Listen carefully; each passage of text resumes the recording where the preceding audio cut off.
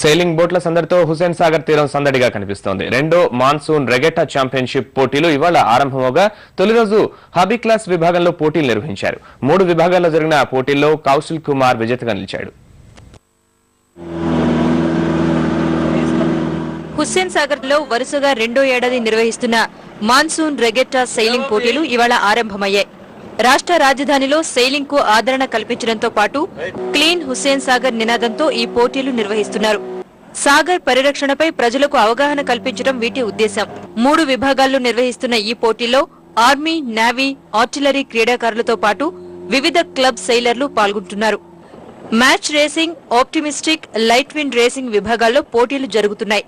Light wind racing విభాగంలో 3 రేసులు నిర్వహించగా వీటిలో కౌశల్ కుమార్ విజేతగా నిలిచాడు. జీపీఎస్ సాంకేతిక పరిజ్ఞానాన్ని వినియోగించడం ఈసారి రేసుల ప్రత్యేకత. దీనిలో భాగంగా రేసులో పాల్గొనే సైలర్లకు లైవ్ ట్రాకర్లను మెడలో వేస్తారు. వారు రేసులోకి ప్రవేశించగానే వారి కదలికల్ని ఇంటర్నెట్ లో ప్రపంచవ్యాప్తంగా వీక్షించే సౌకర్యం ఉంటుంది. వీటి ద్వారా ఖచ్చితమైన టైమింగ్, ఇతరత్ర అంశాల్ని పరిశీలించే అవకాశం కలుగుతుంది. పాఠశాల పిల్లల్లో సేలింగ్ పట్ల ఆసక్తి కల్పించేందుకు వారికే ఎక్కువ అవకాశం ఇచ్చారు. ప్రమాదం జరగకుండా వారికి లైఫ్ జాకెట్లు ఇచ్చి బోట్లో పంపారు. ఈ నెల 18 వరకు మాన్సూన్ రెగెట్టా జరగనుంది. సాకర్ ప్రపంచ కప్ లో తొలిసారి తమ జట్టు ఛాంపియన్ గా నిలిచినందుకు దేశమంతా సంబరాలు